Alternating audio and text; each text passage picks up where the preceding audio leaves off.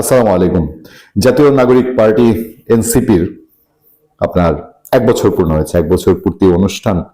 আমি অনুষ্ঠান বলবো কিনা, যদি ডক্টর ইউনূস থাকতো তাহলে যেই মহা আড়ম্বর জাঁকজমক বিজয়ের বেশে বলতো বাংলাদেশের আমরা এখন সমস্ত বন্দোবস্ত চেঞ্জ করে দিয়েছি, নতুন বাংলাদেশ চলছে, এই নতুন বাংলাদেশে হ্যান কারেঙ্গা ত্যান কারেঙ্গা, সেরকম একটা প্রথম বৎসর পূর্ণ হতো। কিন্তু ঢাকা শহরের, বাংলাদেশ তো দূরের কথা, ঢাকা শহরের মানুষের গায়ে আঁচও লাগেনি বলতে পারেন।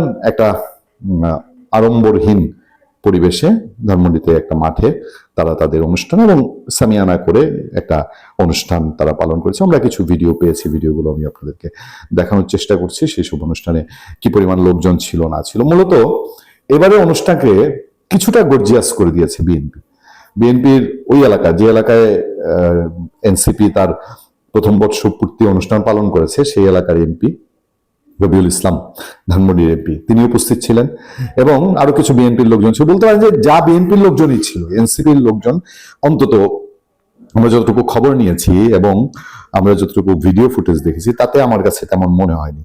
সেখানে এনসিপির আহ্বায়ক একটা কথা বলেছেন। 1 বছর পেরিয়ে এনসিপির আহ্বায়ক নাহিদ বললেন যেতে চান আরো সামনে। এখন আরো সামনে, কতটা সামনে যাবেন? জামাতের ঘাড়ে ভর করে চলতে চলতে শহীদ মিনারেও ফুল দিতে যান তারা জামাতের ঘাড়ে চড়ে, নিজেরা তার দলীয় শহীদ মিনারে ফুল দেন না। মানে দেওয়ার তাদের সেই তাকত নাই। এখনো জামাতের ঘাড়ে চড়েই তারা যতটুক গিয়েছেন, ভবিষ্যতে জামাতের ঘাড়ে চড়ে আরো বহুদূর যেতে চান, এতে আমাদের কোনো সন্দেহ নেই। জুলাই অভ্যুত্থানের মধ্যে দিয়ে গড়া কিংস পার্টি, ডক্টর ইউনূসের হাত ধরে গড়া জাতীয় নাগরিক পার্টি এনসিপি এরই মধ্যে 1 বছর পার করেছে। এই সময়ের জাতীয় নির্বাচনে অংশ নিয়ে 6টি আসনে জয়ী হয়েছে দলটি। এই অর্জনে পুরোপুরি সন্তুষ্ট না হয়ে আরো সামনে যাওয়ার কথা বলেছে এই দলের আহ্বায়ক নাহিদ ইসলাম। জামাতে ইসলামীর ঘাড়ে শোয়ার না হয়ে কয়টি আসন পেত? আমি এই প্রশ্নটার উত্তর আর কোনোদিন তো পাবো না, যেহেতু এটার ফিরে তো আসবে না। ধানমন্ডিতে আবাহনী মাঠে বর্ষপূর্তি অনুষ্ঠান আয়োজন করে এনসিপি। এর আলোচনা পর্ব ইফতারে বিভিন্ন রাজনৈতিক দলের নেতাদের পাশাপাশি চিন্তক ফরহাদ মাজারও যোগ দিয়েছেন। এই লোক এবং এই লোকের স্ত্রী, এরা কি কোনো জবাবদিহিতার আওতায় আসবে না? এদের নাম কিন্তু শোনা যায় না, যা কামানোর কামিয়ে ফেলেছে। বিএনপি ও জামাতে ইসলামের নেতারা শুভেচ্ছা বক্তব্যে এনসিপির 1 বছর অর্জনের প্রশংসা করে উজ্জ্বল ভবিষ্যতের প্রত্যাশা করেছেন।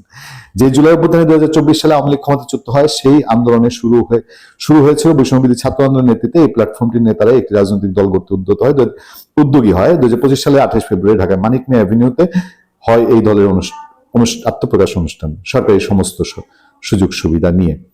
এরপর এই মাসে অনুষ্ঠিত ত্রয়োদশ সংসদ নির্বাচনে জামাতের সঙ্গে ঐক্য গড়ে অংশ নেয় এনসিপি, তাতে 6টি আসনে জয়ী হয় তারা। মূলত জামাতেই তারা। আবাহনী মাঠে এনসিপি সমাবেশী অনুষ্ঠান শুরু হয় কোরআন তেলাওয়াতের মধ্যে দিয়ে। শুরুতেই বক্তব্য দেন জুলাই অভ্যুত্থানে, খেয়াল করে দেখবেন, শুরুতেই বক্তব্য দেন জুলাই অভ্যুত্থানে শহীদ আন্নাফ আবির আশরাফুল্লাহর বোন সৈয়দা আক্তার। এরপর বক্তব্য দেন এনসিপি প্রথম প্রতিষ্ঠা বার্ষিকী উদযাপন বাস্তবায়ন কমিটির আহ্বায়ক আরিফুল ইসলাম আদিব। সঞ্চালনা করেন এই কমিটির সদস্য শহীদ সালেউদ্দিন সিফাত। জুলাই অভ্যুত্থান থেকে শুরু করে এনসিপি 1 বছরের পথ চলার উল্লেখযোগ্য বিষয়গুলো নিয়ে একটি তথ্যচিত্র দেখানো হয়। আমন্ত্রিত অতিথিদের বক্তব্য দিয়ে সমাপনী দেন এনসিপির আহ্বায়ক।